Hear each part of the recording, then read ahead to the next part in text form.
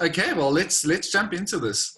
I see there are still a few people jumping on board, but it is 6 right now, and Gerry van der Wald's got a webinar running after me, so we cannot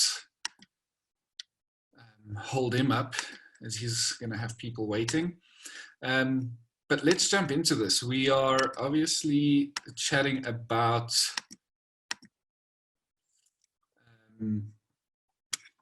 let me just get this out the way. Why can't I see my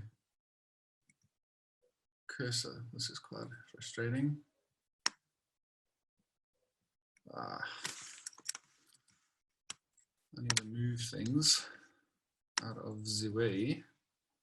I'm going to put me down here. Put the questions tab all the way down here. Okay, so let's jump into it. This evening, we are literally speaking about the absolute basics. And for some of you on here, there's some new names, and I welcome you again and thank you for being here. This might be new, something you've never heard of before. And for some of you, it may just be a great refresher. Because without understanding the very basics of digital photography, and this is the composition, so where you're placing things in the frame, it is pretty pointless, in my opinion, to try and move on and master the technical side of things. So for a first timer, I've put this image in because starting off photography, step one is how to hold your camera correctly. And you will see the first two images in this image. This lady is holding her lens up here on the side, and in the last image, her hand is cupped underneath that lens, and she's cradling that lens like a proper baby. With her elbow tucked into her rib cage, you've got perfect stability when you now have your camera in hand. So this is a vital step in order to master holding the camera steady and also getting that perfect composition in your photograph. Because trust me, if you're shooting with a heavier lens, the 70-200 is fairly heavy. And if you're holding it like this, or you're holding your camera like this, trust me, if you do this all day, it's really going to hurt eventually, and it may result in a lot more camera shake than it would if you were tucked in all the way. Secondly, also what it does is it will protect the attachment where your lens meets the camera, because go pick up your camera with a heavy lens on and move this around quickly. Because it's so front heavy, eventually what's going to happen is it's going to stretch elements inside where your lens is meeting your camera, and this is going to hurt your camera and or lens, and it's going to cost you quite a bit of money to get that repaired. So first step, and very important, cradle that lens properly and make sure that you're holding your camera and lens nice and steady. Moving on to what we're going to be chatting about, and this is composition. I've put this image in as an example because I'm pretty sure every single one of you who have been photographing for years, if you had to think back to one of the very first times you ever took a photograph, may it be with a DSLR if you started on that, may it be with an old film camera, 90% of the time, a first-time photographer, if I may, will place their subject, boom, smack bang, in the middle of the frame. And today, what I'm going to be chatting about is a simple step in which you can enhance the look of your image just by putting that very same image or that very same subject just in a different section within your image. This small difference is going to make or break your image. In saying that, putting your subject right in the middle doesn't make it a bad image. It was sharp, it was in focus, nice blurry background, but just by placing it in the right place, you can further enhance the look of the image. So we'll be chatting about composition today, and what we'll be doing is I'm going to be defining composition, speaking of a few compositional tools, one being your rule of thirds and the other being visual mass. And we're going to go through some visual representations of what is good composition. And please feel free, if you have any questions throughout this webinar, please feel free to leave them in the Q&A section, and I will get to them once we're done with this short presentation. So I'm sure a lot of you would have seen, if you look at the images on the right of the screen, there is a green block, which is representing your camera sensor or your viewfinder, to where your image is created. And then the block below it is a block which is of the same size, but it has these red lines and small little green crosses on it. And this is referred to as the rule of thirds. I'm sure a lot of you would have heard the term rule of thirds before, but this is one of the rules in which we can create, or one of the tools we can use in order to create a more appealing looking image. So when it comes to your composition in your photographs, what this means is it basically means the arrangement or placement of elements within your frame. So if you are a landscape photographer, it is where you are putting the mountainsides and the clouds within the image. If you're a wildlife photographer, it's where you're putting that lion within that image when you're looking through the viewfinder. And there are no rules when it comes to photography, and that's what makes photography so beautiful, is that everyone is basically, it's like a free-for-all. Go do what you want to do, create whatever you want to create. Your photographic limitations stops within you.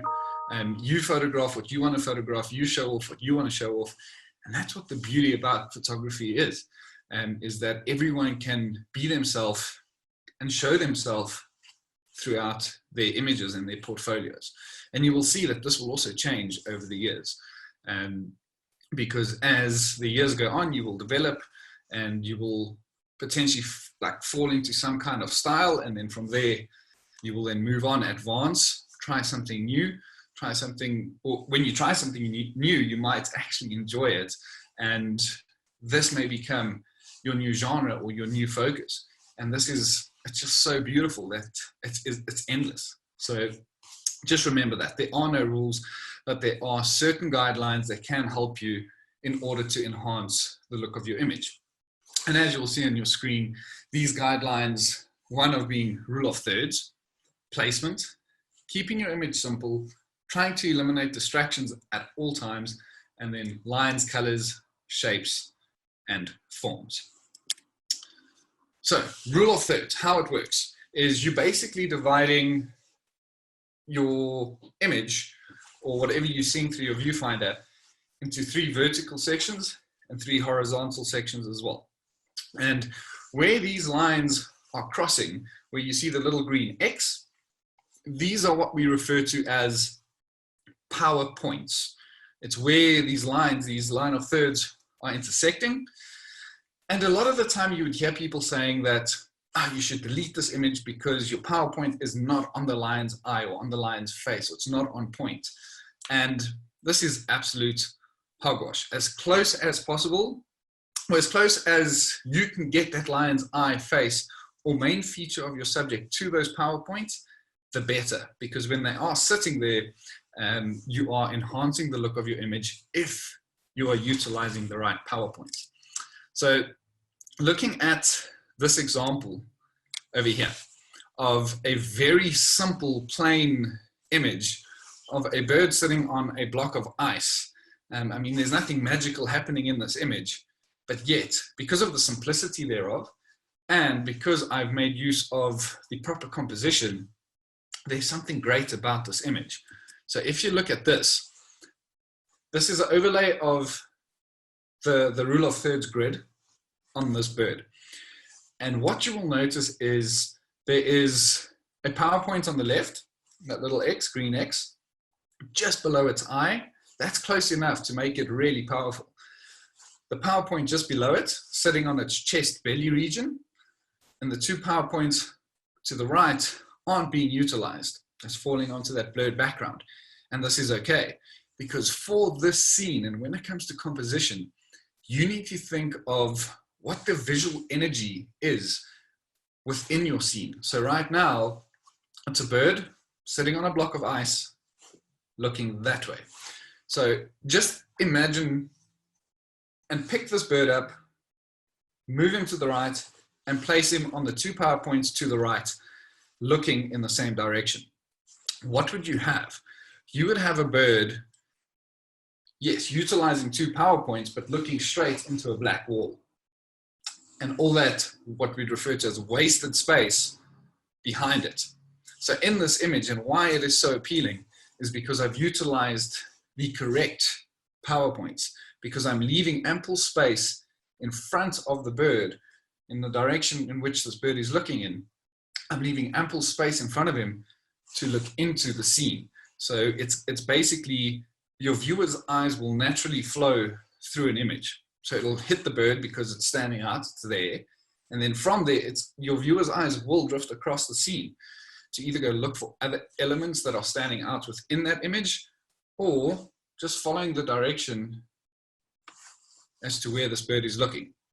So very important to make use of the correct PowerPoints. Looking at landscape photography as well, extremely important. And there are 3 things here that compositionally that are working really well for this image. And let's bring this overlay back up.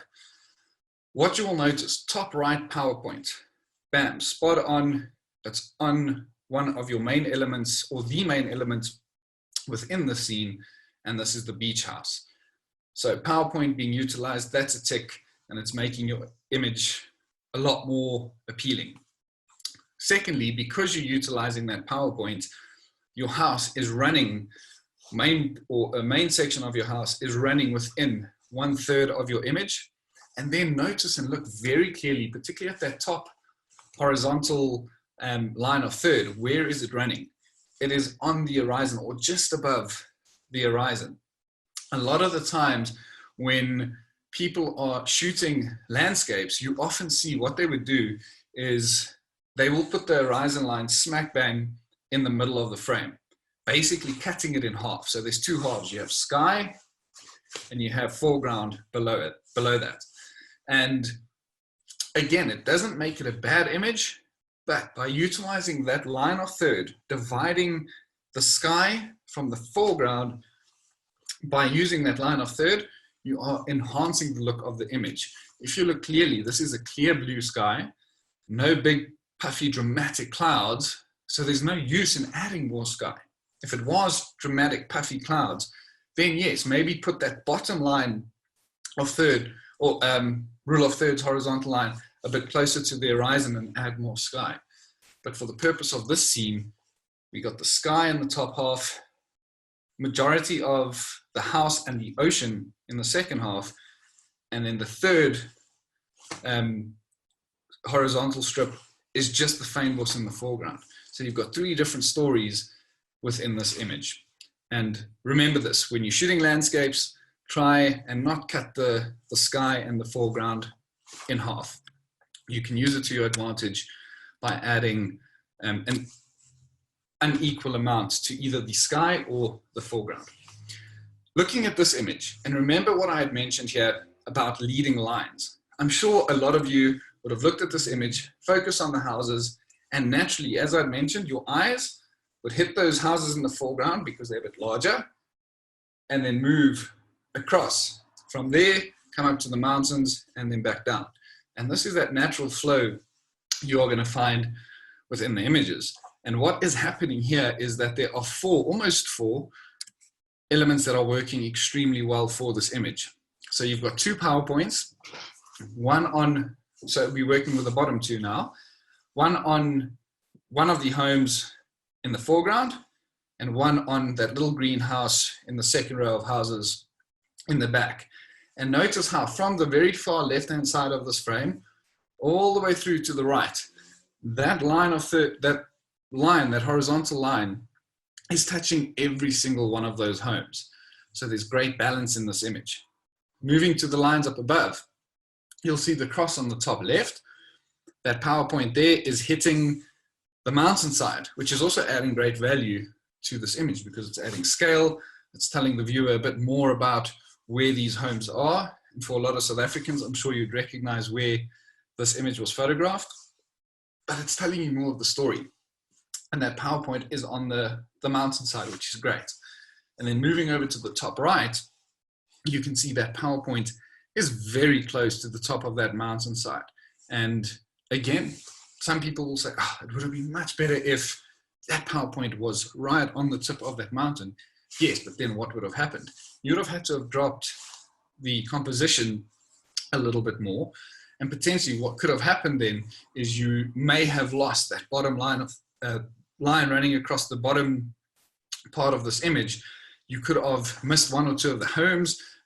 You never know, because you didn't photograph the scene. You don't know what was right in front of the photographer. It could have been, there wasn't, but it could have been a big rubbish dump. And it was one way in which you could eliminate a distraction just by lifting that camera up a little bit. So because that PowerPoint is not on point, doesn't make it a horrible image. It would have been it would have been great if that mountain peak was a little bit higher and that PowerPoint was on point, because then you're utilizing all four. But because we're using 3 in that L shape, is making for a good and appealing looking image. One thing to remember when you're keeping rule of thirds in mind, when you pick that camera up and flip it, shooting portrait orientation, this means your rule of thirds flip with you. Doesn't mean that you flip it and it falls out the top of the camera. It still applies. And so very important to remember this. And speaking of those lines and that your eyes are going to follow a certain direction, starting points are also very critical and very important to remember. So looking at this image, the foot, the very first footprint, the left foot, you can see that PowerPoint, that X, that cross, is sitting right on that big toe. The second foot to the right is just above that one PowerPoint, but it's that second foot that's on that far right-hand line that is guiding your eye to where it needs to be. So if you look very closely at the edge of that sand and where the ocean starts, there's a lady behind that line and a gentleman to the right of it. And it is because that right foot is on that line, that rule of thirds line on the far right, it's because of that foot, naturally your eye is going to shoot straight to those people, because you're going to be following footsteps and smack bang to the people on the horizon. Here again, you may ask, but why have you added such a little bit of sky now and a lot more foreground? It's just because this is where the story in the image starts, right close to the photographer, right in the foreground. And again, it wasn't a moody, dramatic sky, no real use of adding more sky. And even if you did, because the subject that these footprints are leading to, the edge of that water at the edge there, if you add too much sky, you're going to be losing your viewer's attention, because there's more areas in that frame for their eyes to bounce around in. But we'll be chatting about that once we get to visual mass. Looking at this next portrait image as well, very simple image, yet powerful. Reason being, again, that bottom line is running just above the horizon and 2 PowerPoints being utilized. One just above the arm of the gentleman to the right, or to the left, as you'd see, and then 1 PowerPoint on the dress of the lady standing in front of him. So very important to put these PowerPoints to use, but also extremely important to remember which PowerPoints you should be using when it comes to your composition. And again, the great thing about photography, and particularly digital, in the digital world nowadays, you can take 100 different shots in the same scene, come back later and see which would work better. One thing that's also very important to make note of is when it does come to composition, don't just go out into the field and go, okay, I must have something good, come back, and if it's not good, I will crop later. I've heard that so many times. I will crop the composition in later. Yes, this is all fair and well. You can go and crop in the composition a little bit later. But say, for example, you have a lion walking over the plain in the Masai Mara, beautiful scene, and you just go, take some shots, and the only images of this lion you have is of him almost walking into this black wall. Now you have this massive frame of the plains and the Masai Mara. And within this frame, you have one lion over here, all this wasted space behind him because he's walking that way. And you say, oh, well, I'll just come and crop it in. And then he will be in the bottom right of my frame and there's still some space for him to walk into. All fair and well. If you want to have a really low quality image, you can do that. Because if there is a moment that is really incredible, print worthy, you do not want to crop at all, really. Because when you crop an image in post-processing, you are losing canvas size. So just remember that. The more you can do, even when it comes down to this basic step of composition, the more you can do in the field, the better. Because when you come and crop in, and that's an image you want to print, the more you crop, the smaller that canvas becomes. You won't be able to print it as large. I hope that makes sense. Let's move on to visual mass. So what visual mass is, it's basically elements within the image that will draw your viewers' attention, that'll pull their eyes. And the great thing with this is that you as the photographer can manipulate this visual mass within an image. And it isn't the easiest thing to do. And the greatest thing you want to try and do is try and do it as try and make it not that obvious. And when you're trying to achieve this. But let's quickly run through this exercise. And if you'd like to, back home, it's quite a fun one. Close your eyes, and only when I say open them, open them. So right now, close your eyes. Okay. And now open them. So looking at this scene, if you're looking at this white block, I can bet you that a lot of you are sitting there going, like, where am I supposed to look? A lot of you would probably go to the edges because white is meeting that darker background. So your eyes would probably draw directly to your edges. So if this was a photograph, it's a horrible one. There's no visual mass and there's nothing for my viewers, who are now all of you, to focus on. Again, close your eyes for me, please. And open them. Smack bang. I can assure you, all of you went to that little gray block. Yes? Reason being is because there's now a contrast difference.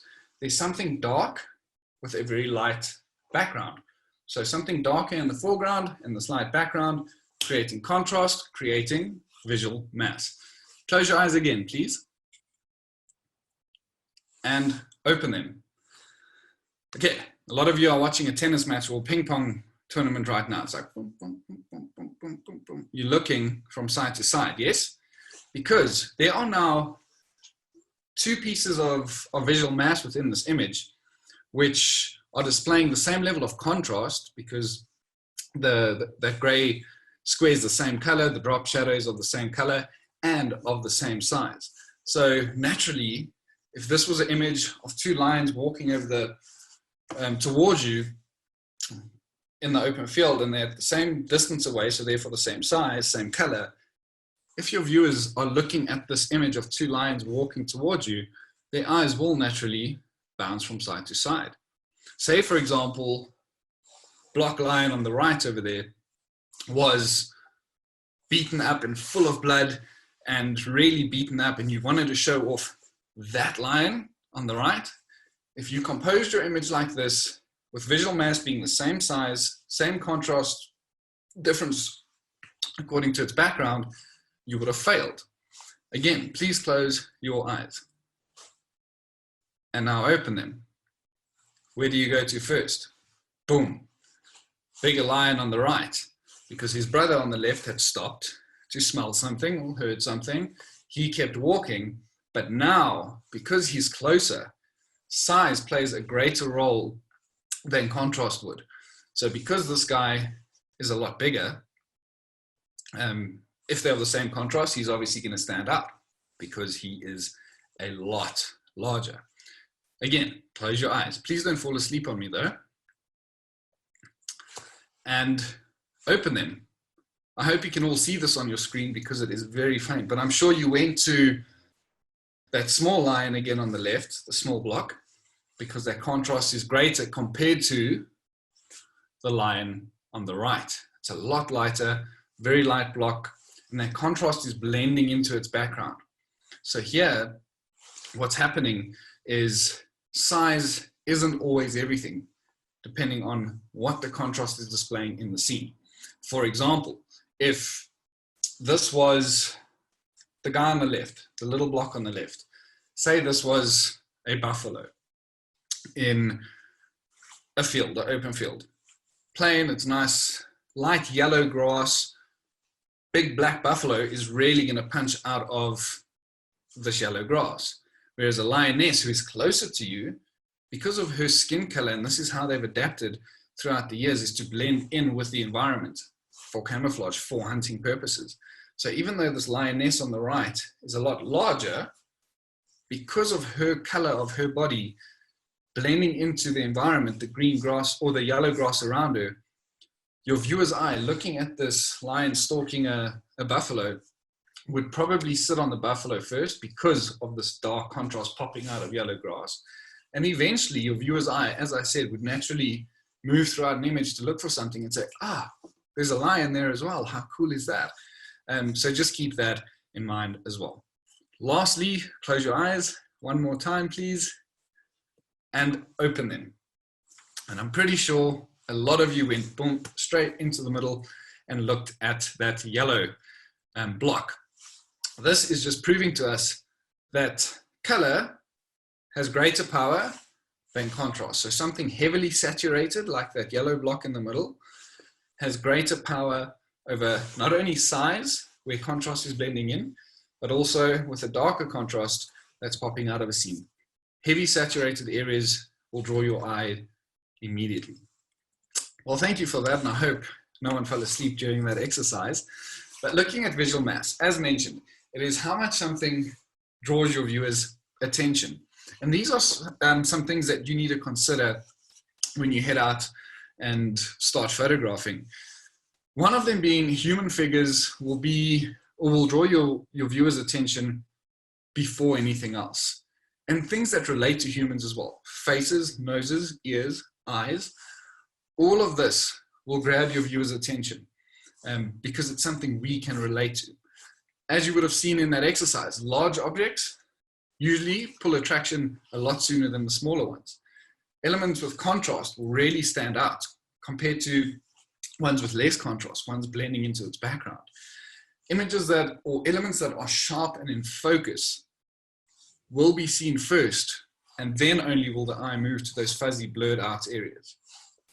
Elements that are recognizable immediately, like the shape of a human body, your eye will go there immediately. Placement in the frame, rule of thirds, very important. Color in the scene, extremely important. And then elements with emotional significance. So what this means is color in a scene, say for example, there's a lion walking in the field, yellow lion, green grass, and you just have the smother of very blue horizon. Because blue is a very attractive color, and it's one that draws humans' eyes almost immediately in every single scene, that is going to be a distraction, this blue layer. So very important to make sure that you do not add unwanted color to a scene. Elements of emotional significance. Lions feeding, for example. Lion's face full of blood, buffalo lying there dead. This is an emotional scene. And again, what you show off in your images is what you want to show off. I mean, the amount of hate mail I get for posting images like that, where a leopard's walking with a scrub hair full of blood running down its body. I mean, it's unbelievable, but you need to remember these things out in nature. It's what I do, and I see these kinds of things. It happens whether you're there or not. So just remember, elements within the frame that have emotional significance will really pull someone's eye, and it could be in a good way or a very negative way. Things to consider during shooting and post-processing. As mentioned, eyes will naturally go to bright areas, sharp areas, and saturated areas. This is where post-processing, so this little block you can see on the right is the basic panel within Lightroom, and this is where you can enhance either bright areas, saturated areas, or go and darken areas or desaturate areas that you do not want your viewers to go and look at. So these are good things to consider. Let's run through a few examples of visual mass quickly. And as I mentioned, you want to try and do this in a very subtle way. Looking at this image, I'm pretty sure a lot of you would have went to the most recognizable element within the scene, human on the bottom left sitting on that rock. It's a recognizable shape. There's great contrast, black clothing popping out of a lighter background. So boom, the eye will go straight there. And what I mean by doing this in a subtle way is that the purpose of this image is to show all of you looking at it now how wide this valley is, how massive that cliff face is. For example, put your hand over that human, don't see him, and just see that valley and cliff. You might think, it seems big, but how big is it really? But because I subtly put that little human in the bottom left, it's like, geez, okay, this is massive. Looking at this, visual mass in this image, boom, big sycamore fig. That's where your eye will go because it's like really, it's there. Then your eye will come down to the recognizable smaller feature in the image, which is the lady. And I'm not sure if you look just above the lady's head on that slanted slope in the background. I don't know if you would have noticed the hippo, but there's a hippo walking there as well. This is just proving that that contrast of a hippo that looks kind of similar color to the rocks in those areas is blending in. So the chances of you seeing it is not great unless you really go hunting around this image.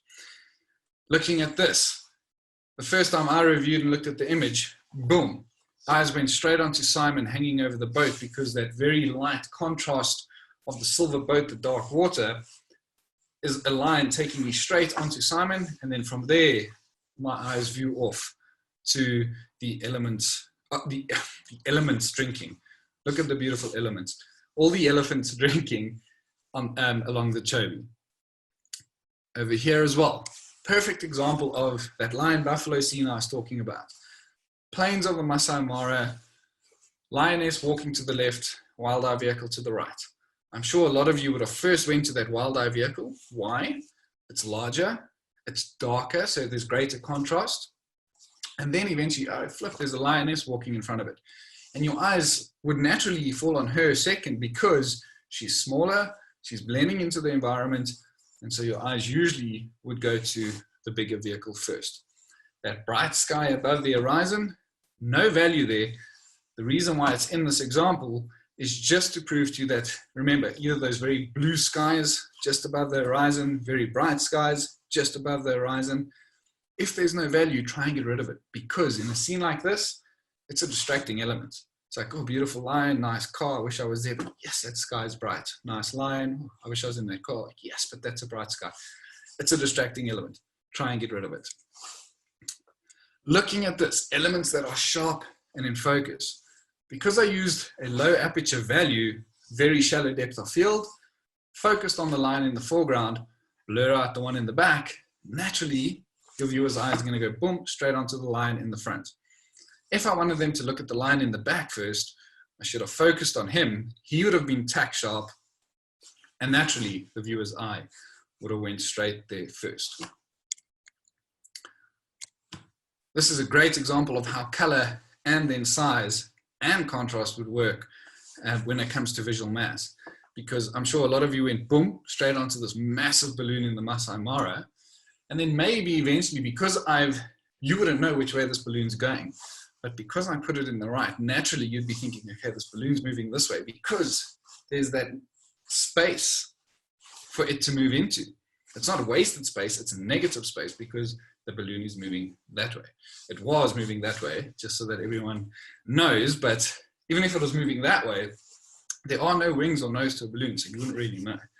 But looking down just below the balloon and to the left, there's a topi standing over there. And because of that contrast difference and also the size, he's blending in so well. So he could be overlooked. If my purpose for this image was to show off a beautiful topi in the plains of the Masai Mara, total fail. I didn't achieve anything. Looking at this, contrast, boom, black boat popping out of a very white scene. And then it shows you this massive face or wall of ice in front of them. Quite simple. Here as well, showed you that sharp and in focus areas is where your eye will fall first. That light elephant, baby elephant in the background is where your eye should have hit first, and then from there, it plays off. One distracting thing here is the elephant trunk, elephant tusk on the left. Because it's such a light area, it could be a distracting element in the scene because there's great contrast popping off of a darker background. Keep that in mind. And then looking at this, again, even though we're not seeing the face, recognizable features like the eyes or the ears pointing forward or the nose, because the lion on the left is the one I focused on, he's sharp, he's in focus, your eyes will fall on him first. And because of his visual energy looking in that direction, your eyes will naturally flow and move and eventually see, okay, there's his brother who's out of focus coming back towards him. So remember, sharp and in focus areas are the ones your viewers are going to look at first. And then looking at busy scenes like this, if you shoot lodges, there is a lot of visual mass. So generally when it comes to scenes like this, if you're into wedding photography, if you're into lodge photography or infrastructural photography, whatever it may be, scenes are usually very busy. So you're going to have multiple different things that you can use to, or that you will have to use as your visual mass.